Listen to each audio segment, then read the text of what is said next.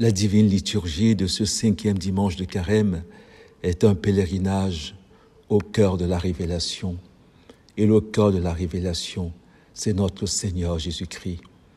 Et voici comment Saint Paul, dans la 2e lecture de ce 5e dimanche, nous expose ce grand mystère, le secret. Frères, tous les avantages que j'avais autrefois, je les considère comme une perte à cause de ce bien qui dépasse tout, la connaissance du Christ Jésus, mon Seigneur. C'est magnifique. À cause de lui, j'ai tout perdu. Je considère tout comme des ordures, afin de gagner un seul avantage, le Christ, et en lui être reconnu juste, non pas de la justice venant de la loi de Moïse, mais de celle qui vient de la foi au Christ, la justice venant de Dieu qui est fondée sur la foi. Autrement dit, la justice qui est Dieu lui-même, à savoir le Christ.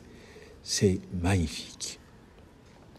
Il s'agit pour moi de connaître le Christ. La vie éternelle, c'est qu'ils te connaissent. Vous connaîtrez la vérité et la vérité vous rendra libre. Connaître le Christ, éprouver la puissance de sa résurrection et de communier aux souffrances de sa passion en devenant semblable à lui dans sa mort, dans l'espoir de parvenir à la résurrection d'entre les morts. Voilà pourquoi on peut dire que Saint Paul, toujours Saint Paul, le théologien, Saint Paul, le théologien pour l'Église d'Occident, Saint Jean, le théologien pour l'Église d'Orient, et pour Jean-Paul II, les deux poumons, Jean et Paul, Paul et Saint Jean, les deux théologiens, qui se complètent. Alors Saint Paul nous a donc donné la plus belle définition de la vie chrétienne. Ce n'est plus moi qui vis, c'est le Christ qui vit en moi. Saint Paul continue dans la 2e lecture de ce dimanche en disant « Une seule chose compte, oubliant ce qui est en arrière et lancé vers l'avant, je cours vers le but en vue du prix auquel Dieu nous appelle là-haut dans le Christ Jésus. » Il faut savoir ce qui se passe ici et que Saint Paul nous enseigne de manière magistrale le passage des notions aux personnes divines. La justice, c'est le Christ. Le Christ, manifestation, icône de Dieu comme Père. Donc, au cœur de la liturgie de ce dimanche, nous rencontrons Jésus. Et au cœur de la liturgie de ce dimanche, c'est normal, nous avons rencontré le Christ, l'homme. Nous rencontrons également la femme. Et dans l'évangile de ce dimanche, cela nous est dit plusieurs fois. La femme, Jésus rencontre une femme, on lui amène une femme adultère, Jésus resta seul avec la femme toujours, vous voyez, l'homme et la femme. Et vous allez voir comment c'est très beau cet évangile. Chaque fois que nous rencontrons la femme dans la révélation, sachons que nous avons rencontré le chef-d'œuvre de Dieu. Nous avons rencontré la socia, l'aide à sortir à l'homme. Nous avons rencontré la isha, le réceptacle du divin, le chef-d'œuvre voulu par Dieu. Il n'est pas bon que l'homme soit seul. Je vais lui faire une aide qui lui soit assortie. Et au final, l'aide est plus assortie à Dieu qu'à l'homme. Très fort, on va le voir. Donc rencontrer la femme, c'est rencontrer la mère des vivants, Ève, mère des vivants. Rencontrer la femme, c'est rencontrer la procession du Saint-Esprit en Dieu. Car la femme, l'analogie la plus extraordinaire de la femme, c'est la procession du Saint-Esprit en Dieu. Pourquoi ? Parce que à la création, la femme est sortie du côté de l'homme.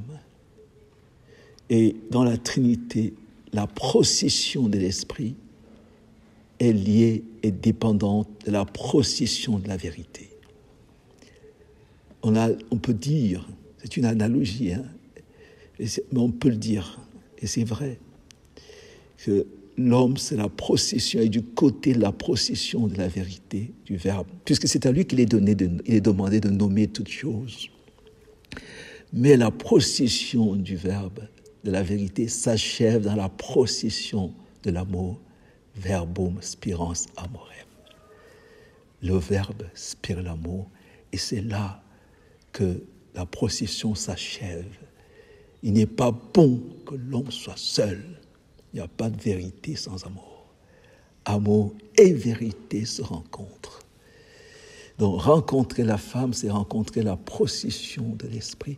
D'ailleurs, Saint Maximilien Kolb ira jusqu'à dire que la Trinité, c'est une personne, une nature le Père, une personne de nature le Fils, deux personnes de nature Marie et l'Esprit Saint, la femme, procession de l'amour.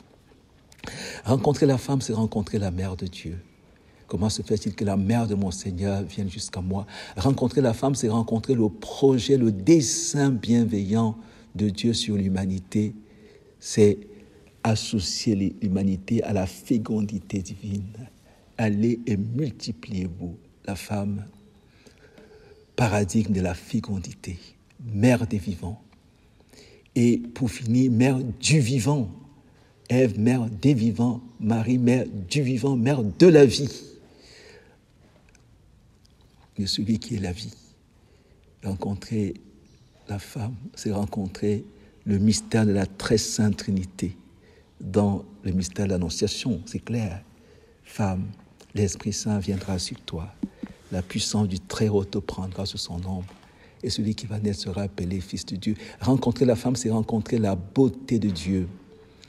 Tel que nous dit l'Apocalypse, une femme couronnée d'étoiles, enveloppée de soleil, la lune sous les pieds. Rencontrer la femme, c'est rencontrer, l'épouser. C'est ce qu'on va voir dans cet évangile. Cette terre se nommera l'épousée. Rencontrer la femme. Et vous voyez, chaque fois que Jésus va dire femme, quel grand mystère.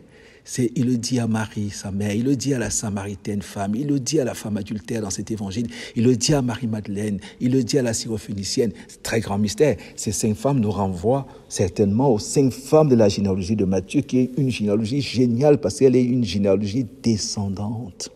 Et c'est grâce aux femmes qui n'auraient pas dû être dans la généalogie. Mais comme elle est descendante, c'est les femmes qui permettent que la vie ne s'arrête pas.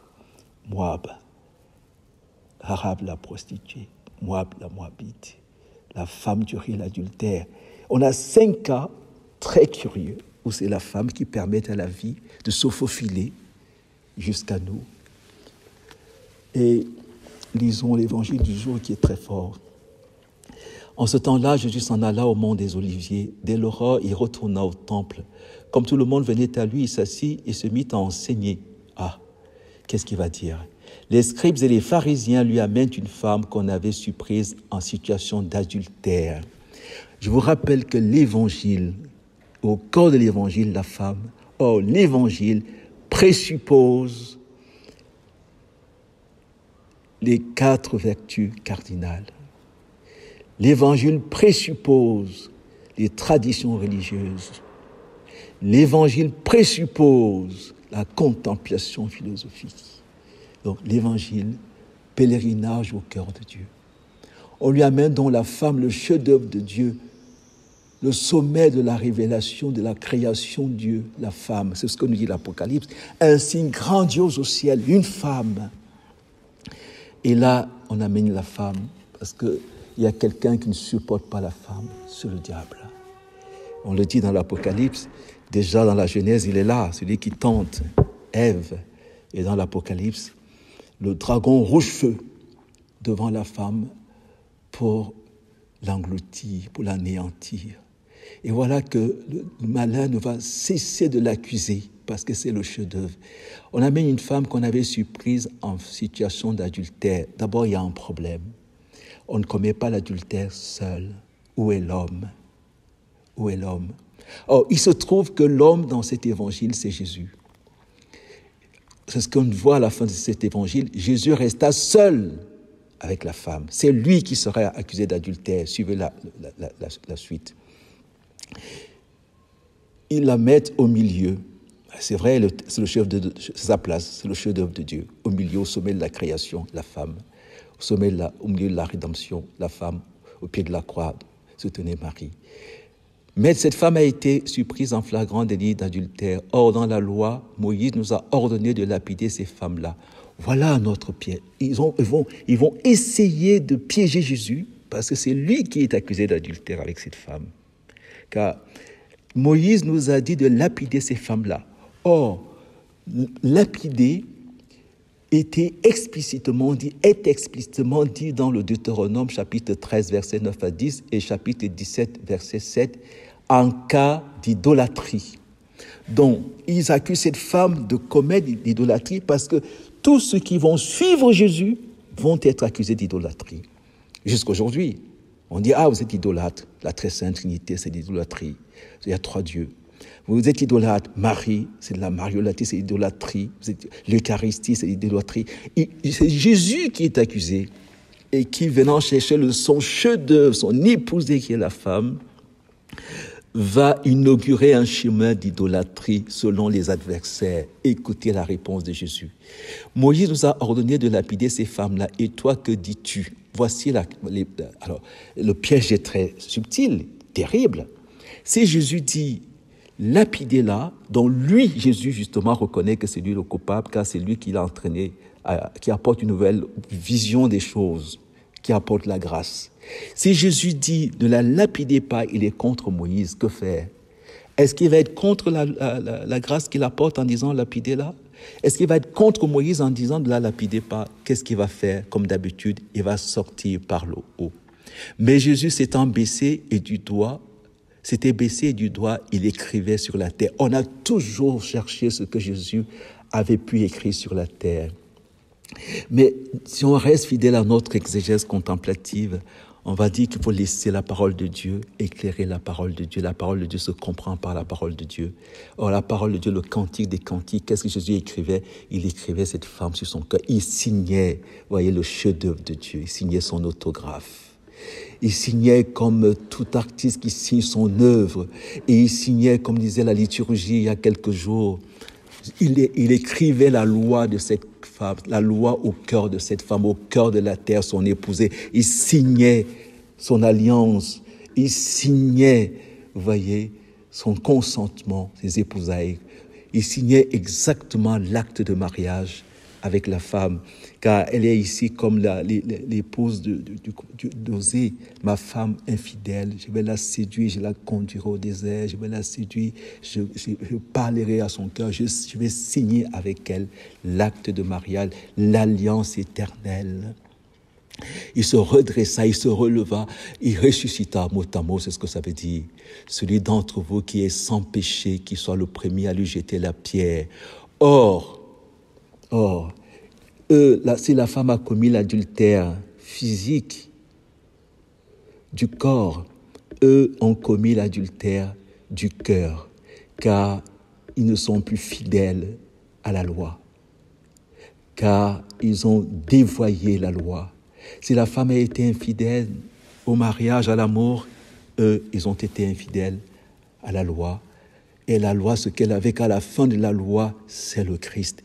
Ils ont été infidèles à Dieu lui-même. Il se redressa, lui demanda, femme magnifique, où sont-ils? Personne ne t'a condamné? Elle répondit, personne. Ève, personne ne t'a condamné? Ève répond, personne. Et Jésus lui dit, va, je ne te condamne pas, et désormais ne pêche plus. Il proclame que cette femme devient immaculée. Passage de Ève, la coupable, à l'immaculée conception que personne ne peut condamner. Et je vous rappelle en passant que le dernier verset de ce chapitre 8, c'est que les pierres qui étaient destinées à la femme adultère, ils les ont prises pour les jeter contre le Christ. Donc, cet évangile nous rappelle, grâce à la femme, que le mystère du salut est un mystère d'épousailles où Jésus s'engage lui-même à porter notre péché et à nous donner son innocence. Il s'engage à porter nos infidélités, nos idolâtries, pour nous communiquer sa sainteté, sa pureté. Pour eux, je me consacre moi-même. Et le mystère de la rédemption est un mystère d'épousailles. Et l'épousaille, c'est qui demande et permet à la femme de contribuer au salut du monde avec lui. Et on peut dire, à juste titre, que la femme adultère coopère désormais avec l'homme pour le salut de ceux qui voulaient la condamner. Pour eux, elle va se consacrer elle-même immaculée avec le Christ pour leur salut. Amen.